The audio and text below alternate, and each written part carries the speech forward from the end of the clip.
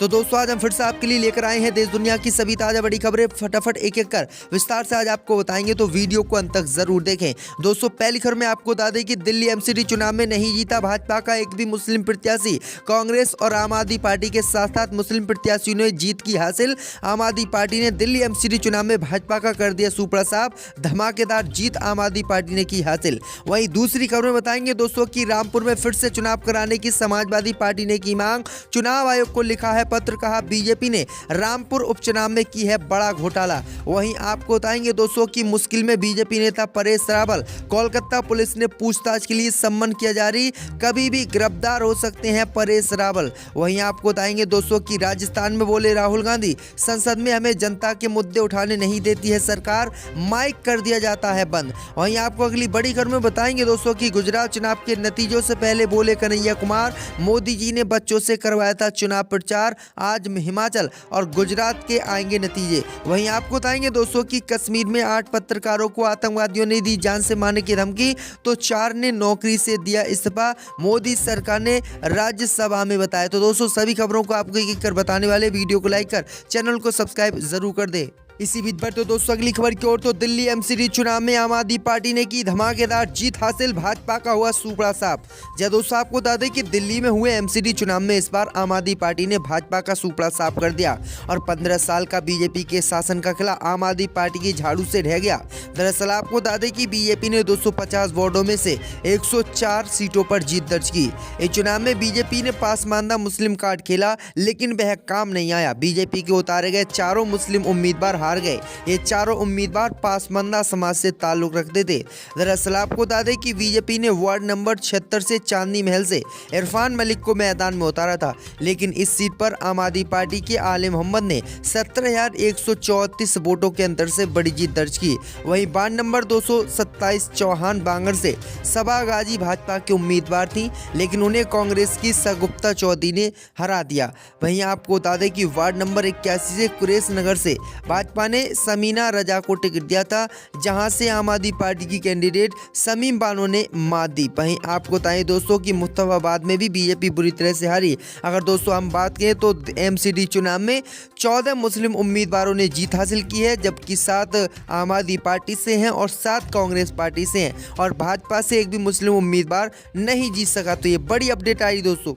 इसी बीच पर तो दोस्तों अगली खबर की ओर, तो रामपुर सीट पर उपचुनाव रद्द करने की समाजवादी पार्टी ने की मांग, बीजेपी पर लगाए गंभीर आरोप। जय दोस्तों आपको बता दें कि समाजवादी पार्टी ने रामपुर सीट पर हुए उपचुनाव को रद्द करने की मांग की है और रामपुर में दोबारा से चुनाव कराने की समाजवादी पार्टी ने मांगी है, और इसी मामले को लेकर चुनाव आयोग समाजवादी पार्टी पहुंच गई है। दरअसल आपको बता दें कि समाजवादी पार्टी के राष्ट्रीय प्रमुख महासचिव राम गोपाल यादव ने मुख्य निर्वाचन आयुक्त को पत्र लिखकर रामपुर विधानसभा क्षेत्र में हुए उपचुनाव को निरस्त करके फिर से वोटिंग कराने की मांग की है। राम गोपाल यादव ने पत्र में कहा है कि रामपुर विधानसभा क्षेत्र के उपचुनाव में हुई वोटिंग में शासन ने बड़े पैमाने पर धांधली कराई है, वोटरों को मतदान करने से रोका गया है, पुलिस की बर्बरता से कई लोग घायल भी हुए हैं। इस पत्र के साथ प्रोफेसर राम गोपाल ने पुलिस की बर्बरता के फोटो भी अटैच किए हैं।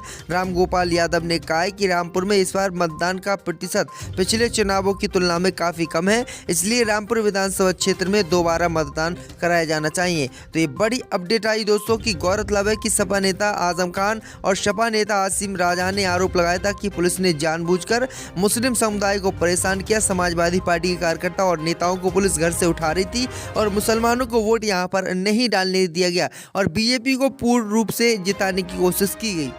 इसी बीच पर तो दोस्तों अगली खबर की ओर, तो बंगालियों पर विवादित बयान देकर फंसे भाजपा नेता परेश रावल और कलकत्ता पुलिस ने पूछताछ के लिए बुलाया।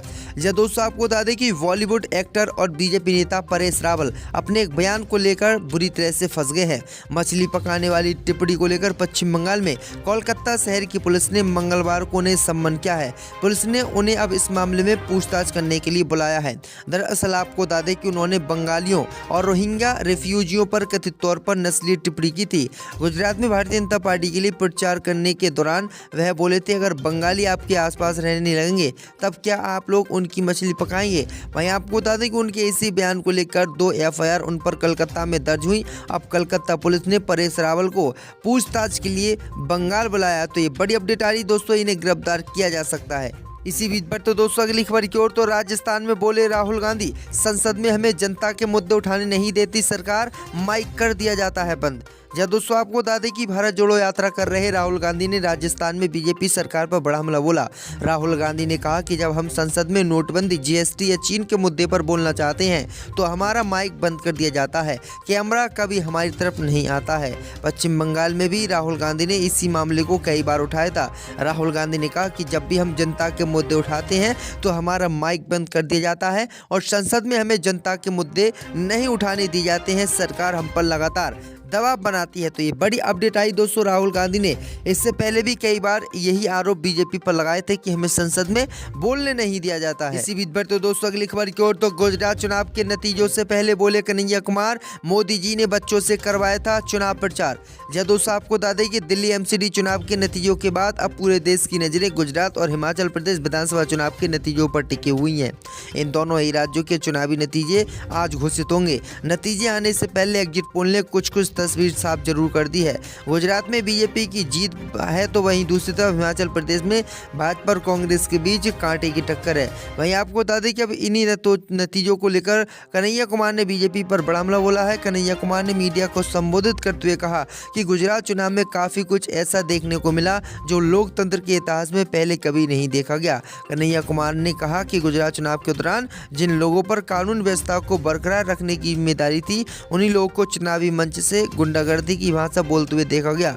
देश के लोग को डराने की भाषा बोली जा रही थी, गुजरात के लोग को धमकाने की भाषा बोली जा रही थी। इतना ही नहीं, जो उन लोग के जख्म है उन्हें कुरेदने और उस पर नमक छिड़कने का काम किया जा रहा था। कन्हैया कुमार ने इस दौरान बीजेपी पर हमला बोलते हुए कहा कि सरकार में संस्थानों को पंगु बना दिया गया है और इसका उदाहरण है कि मैं आपको देता हूं। कन्हैया कुमार ने कहा कि जब गुजरात का चुनाव प्रचार था तो मोदी जी ने बच्चों से चुनाव प्रचार गुजरात का करवाया। इसी बीच पर तो दोस्तों अगली खबर की ओर तो कश्मीर में 8 पत्रकारों को आतंकवादियों ने दी जान से मारने की धमकी, 4 ने दिया इस्तीफा।